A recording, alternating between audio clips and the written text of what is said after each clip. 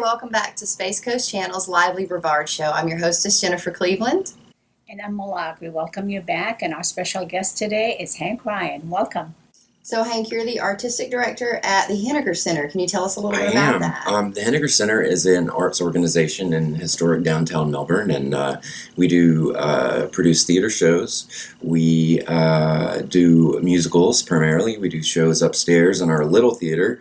We also have children's classes, dance classes. I mean, you name it, it goes on in that building, which is open really 7 days a week, almost all day into about 10 o'clock at night. So we have a lot of stuff going on there. What show did you just have, or do you have something running right now? We just closed The Witches of Eastwick yesterday. Which was great. I saw it. Yes. It was a pretty new musical that we were lucky to get. We're the only, with a third place in the United States that was given permission to do it. Actually, I'm a fan of the Henegar Center. I'm definitely a fan of you. It was great to see you on Sunday. And I have to tell you, I mean, it's amazing. It really is how many shows you have brought to town. Mm-hmm. And I think it's great for the community, obviously. And also for, I mean, it's amazing the talent that you have. How do you go about that? I mean, I'm very impressed with the talent. I think the key is doing shows that people want to do, right?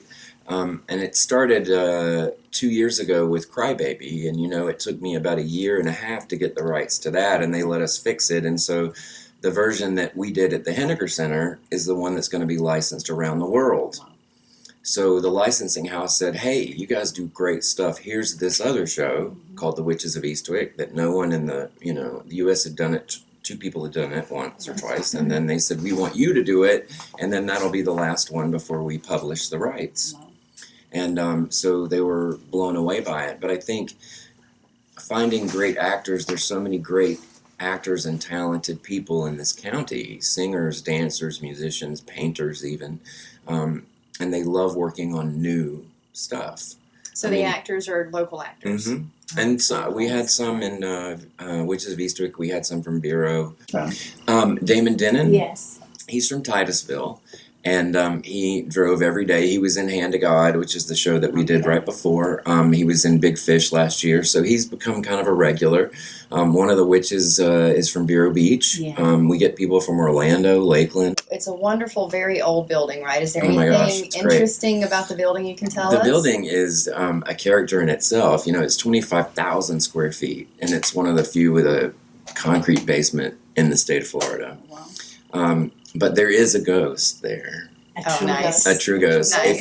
If you believe in it. And I had a friend. Okay, this is full disclosure. I had a friend, Shane Frampton, who was in the show. Yes. She played the evil woman. Yes, I love her. She's my favorite person ever. In the balcony, in the past, I had heard whistling and tapping and things like that. And I'm up there by myself, watching the show. Because it's a great view.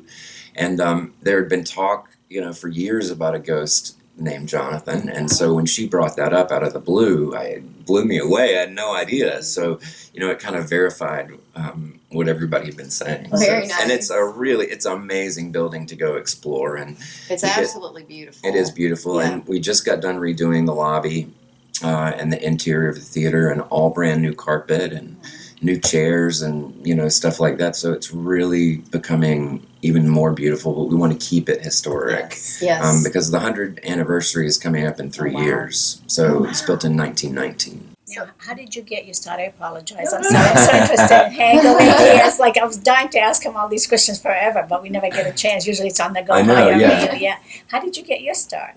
I found high school, theater in high school. Yeah.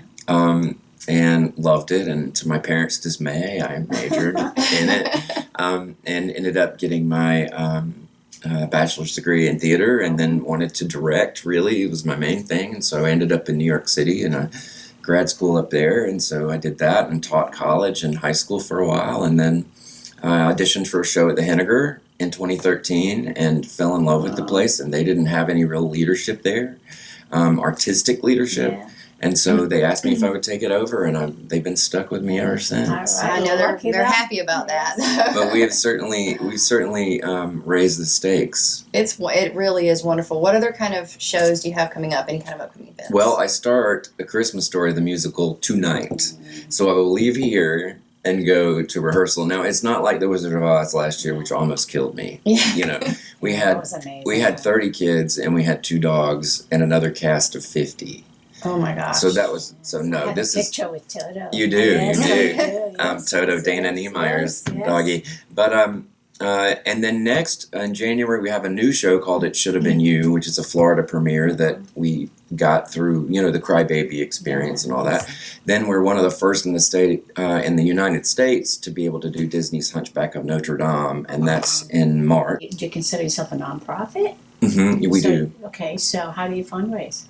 We fundraise through the board, through grants, fundraisers, things like that. We were going to do an opening night gala for the Witches of Eastwick and go all out, but we got hit by Hurricane Matthew. So Matthew had backed us up a week. So we're going to do that for A Christmas Story. So the opening of A Christmas Story, we're going to have a nice gala with, lots of Christmas stuff and festivities and things like that. And, the building, we have classes there all day long. We have Canaveral Gym is there, Dance Arts Center, Youth in Harmony, which is Deborah Walden's organization, is there. So we have tons of things going on all the time. We had several rehearsals there for the lip sync You last did, year. you did. Yes, I remember you and Brooke. Absolutely, that was so much fun to watch. It was great fun. I did sneak in Yes, well, Yeah. thank you for hosting us, actually. You're welcome. Do you all need volunteers? all the time. We love having new people come in. And the thing about it is when new people come in, we had a handful of people come in for Witches of Eastwick, and no one wants to go anywhere.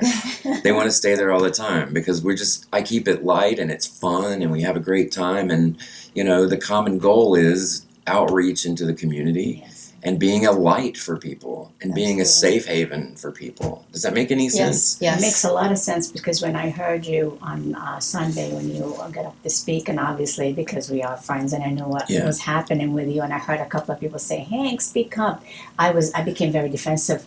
I know, some people did. I turned around and I said, "I'm sorry, he can't." So I said, "He's not feeling well." Some people did, but Yeah, what happened was The Witches of Eastwick is a very special show to me. But the composer and I had been talking a lot. I'd ask him lots of questions, and so we got hit by Hurricane Matthew. But not only that, during the rehearsal process, I was diagnosed with thyroid cancer. So I'm keeping that light. But but what happened was that I was unable to see the opening show weekend. Yeah. And then they called me back and I had to have another surgery the following week. And so I was really missing that cast. And so finally I was able to see the show Friday night and was able to finally speak in front of the audience at the Henegar because I love doing curtain speeches. I love seeing the people out there. And so this one guy was like, "Speak up," and I said, "I'll tell you in a second. Just hang on. I'll tell you why I can't speak up." But I got to tell you, if it wasn't for the Henegar and it wasn't for that show, Malak, I don't think I would have gotten through this as strong as I did. Yeah.